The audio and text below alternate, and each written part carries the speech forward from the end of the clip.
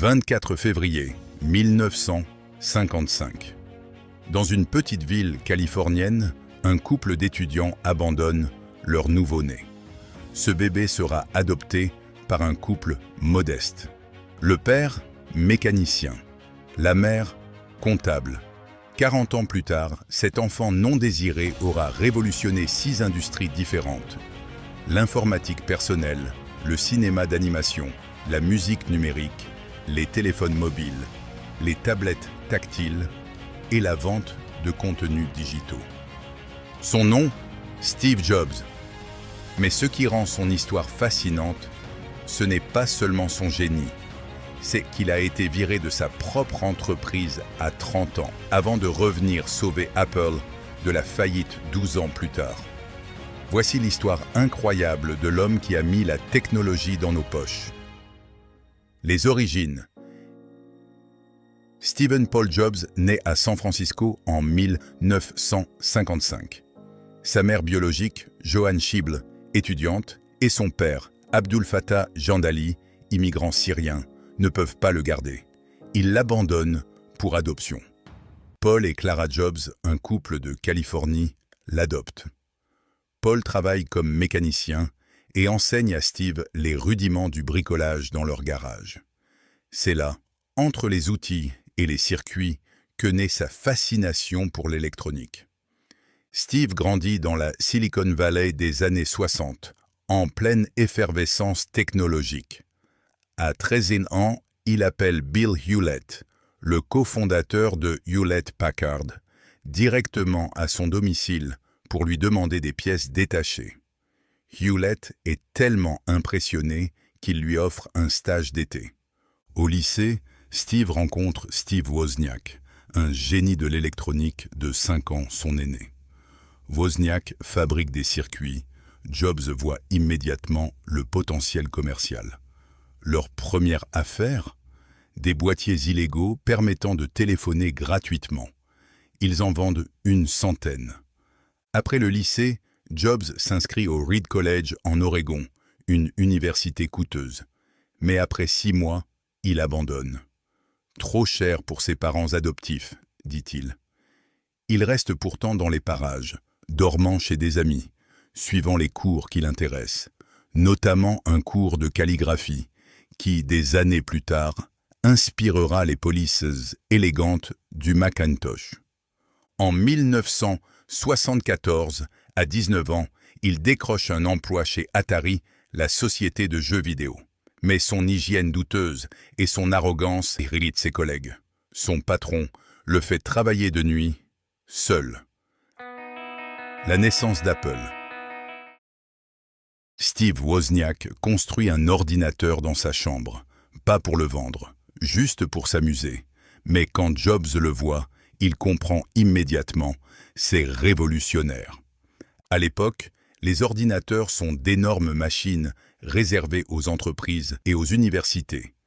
Mais l'invention de Wozniak est compacte, accessible. Jobs le convainc. Ils vont créer une entreprise. Le 1er avril 1976, dans le garage des parents de Jobs, Apple Computer voit le jour. Steve Jobs a 21 ans. Ils vendent leur première création, l'Apple I, à 666,66 $ l'unité. 50 exemplaires s'écoulent rapidement, mais Jobs voit plus grand, beaucoup plus grand. En 1977, il lance l'Apple II, le premier ordinateur personnel vraiment convivial, avec un boîtier en plastique et des couleurs à l'écran. C'est un triomphe.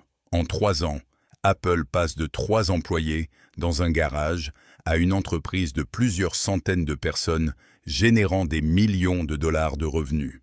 Apple entre en bourse. À 25 ans, Steve Jobs vaut 256 millions de dollars sur le papier. Il devient le plus jeune millionnaire autoproclamé de l'histoire américaine. Mais Jobs veut révolutionner à nouveau l'industrie.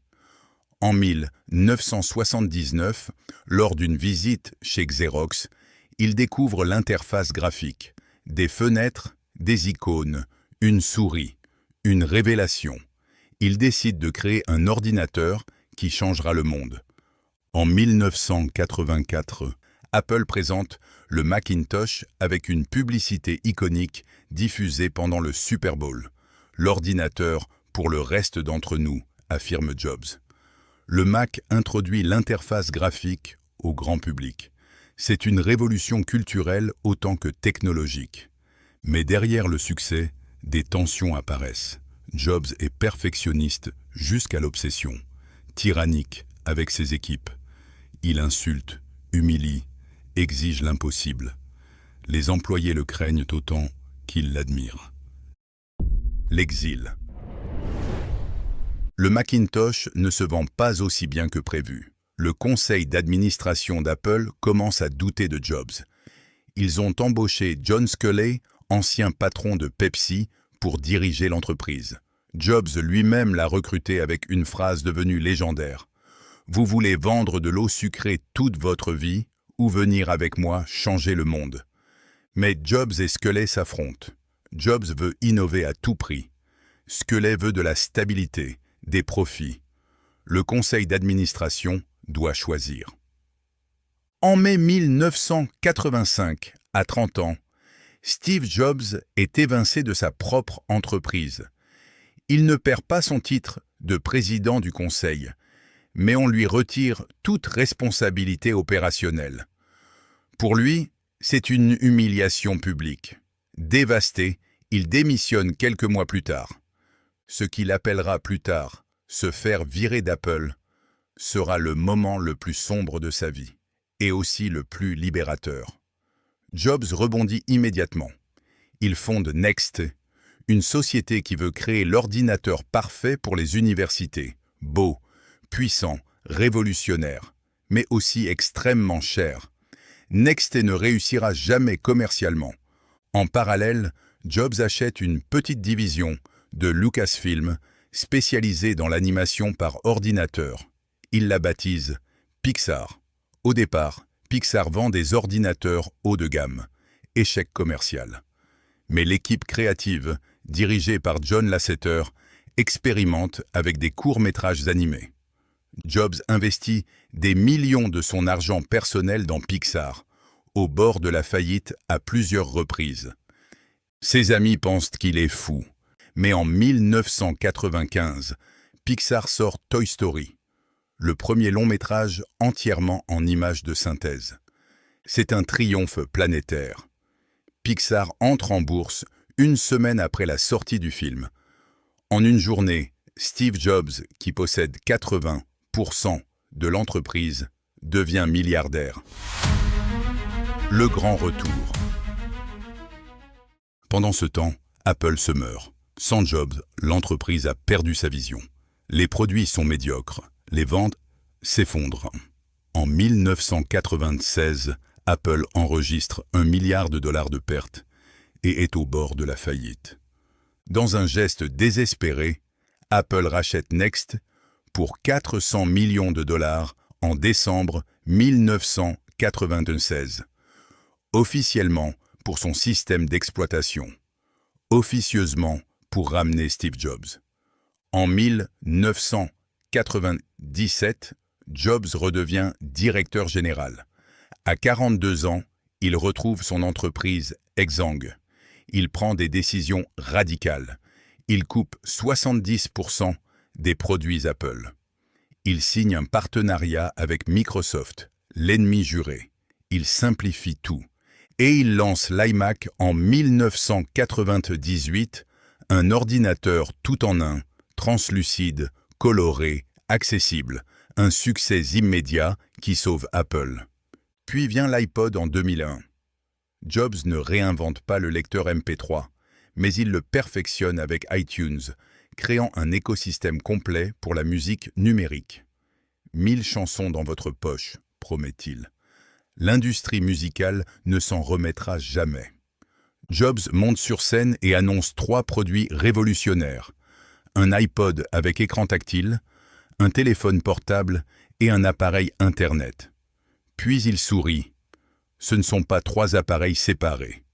C'est un seul appareil. Nous l'appelons iPhone.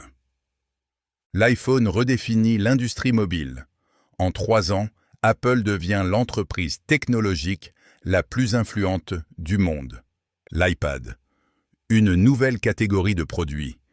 Des millions d'unités vendues en quelques mois.